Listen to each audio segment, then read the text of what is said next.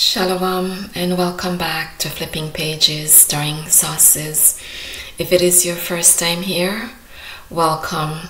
My gratitude to those of you who have liked, shared, subscribed, and commented. Before I get started tonight, I'm going to answer two questions that people have asked me. I've been asked if I eat meat. No, I'm not a meat eater. I am a vegetarian. I eat no flesh. I eat no fish and no eggs. I do prepare meat for my children because they are meat eaters. However, I do not touch it with my hands. I do use latex gloves when I prepare meat for them. And I don't touch pork and I don't prepare pork for them. People have asked if this is my hair. If this is my real hair, yes, this is my real hair. It's all mine. It's all natural. It is sectioned and permanently twisted. So yes, it's mine. And I have to say that tonight it's a serious topic, and those of you who are Christians might be a little offended by the topic. So if you think that you're going to be offended, maybe this is not the segment you should be watching. And yes, I am in my bathroom because my boys are playing games and listening to music. It's 3:54 in the morning, and yeah, they're up playing games and listening to music. I slept all day yesterday. Hope you had a good and Baruch and restful Shabbat. So I am going to start. And so for those of you who pray in Jesus' name, I just wondering, which one of the Jesus name are you praying in? Because I have identified three. And the first one that I identified him in John 14 verse 6, and he said, I am the way, the truth, and the life. No one cometh unto the Father but by me. Now we have to remember, Abraham, Isaac, and Jacob didn't need to go through a doorman to get to the Master, the Creator. The other one was identified in John 4, verse 21 to 24. And Jesus said, Woman, believe me, the hour cometh when ye shall neither in this mountain nor yet at Jerusalem worship the Father. Ye worship ye know not what. We know what we worship, for salvation is for the Jews.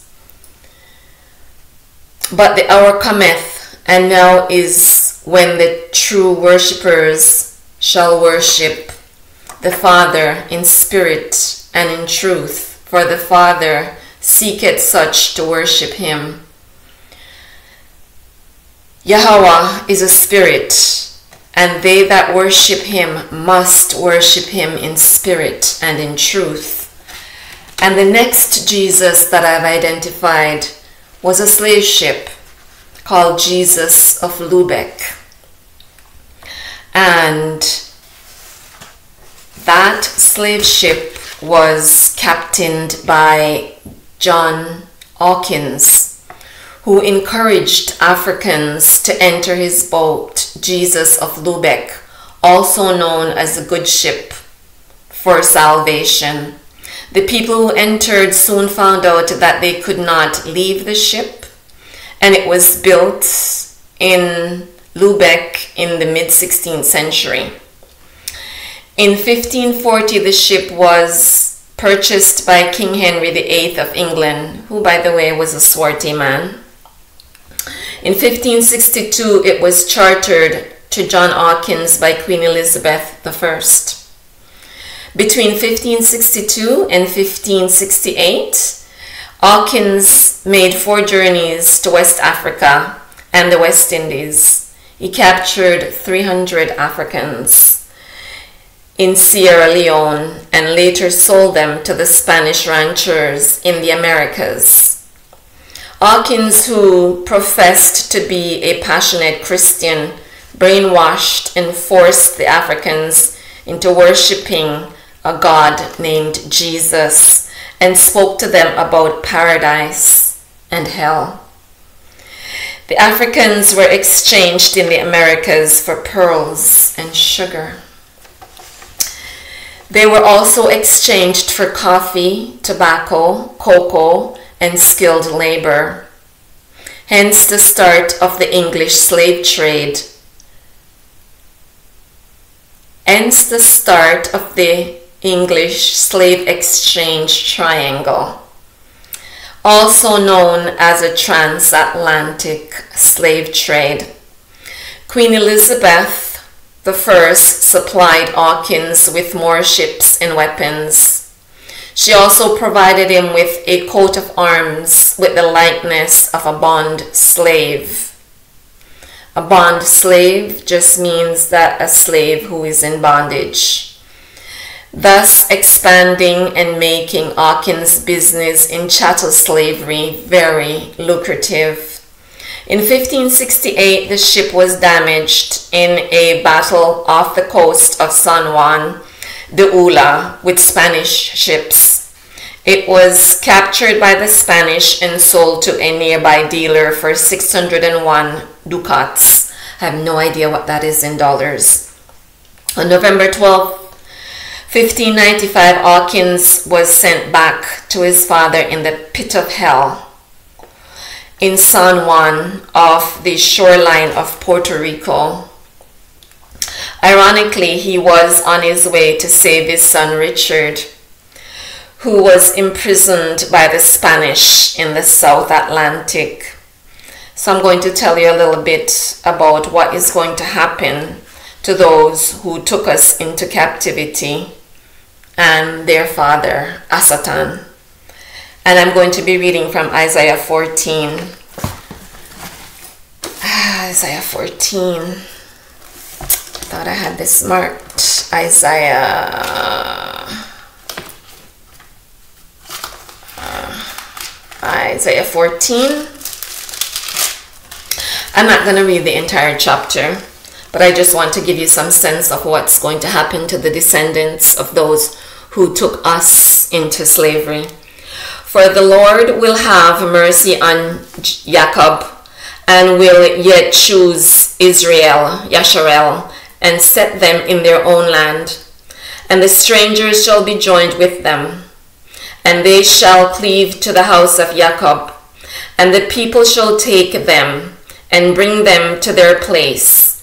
And the house of Yasharel shall possess them in the land of the Lord for servants and handmaidens. And they shall take them captives, whose captives they were.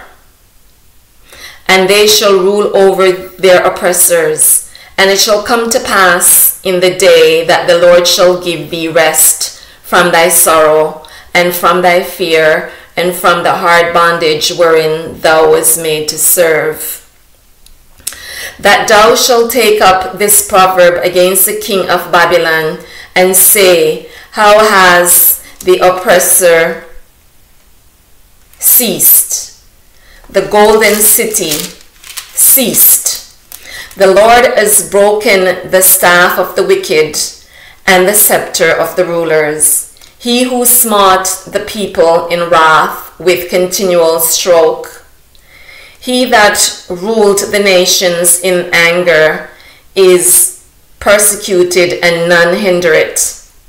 The whole earth is at rest and is quiet. They break forth into singing.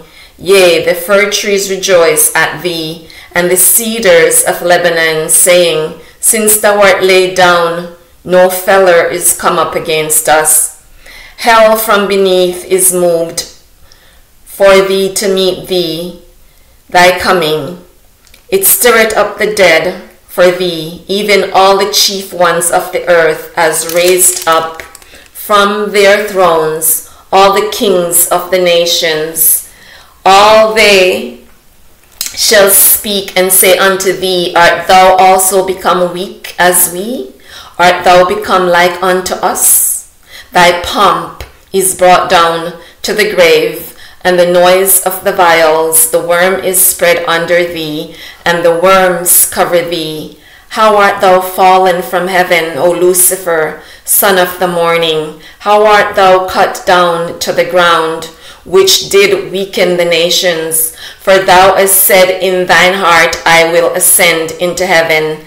I will exalt my throne above the stars of Yahweh. I will sit also upon the mount of the congregation in the sides of the north. I will ascend above the heights of the clouds. I will be like the Most High, yet thou shalt be brought down to hell, to the sides of the pit. They that see thee shall narrowly look upon thee, and consider thee, saying, is this the man that made the earth to tremble, that did shake the kingdoms? And I will leave it there. Please do not forget to like, share, subscribe, and comment. I give you my peace. I give you my Ahab. Until next time, Shalom.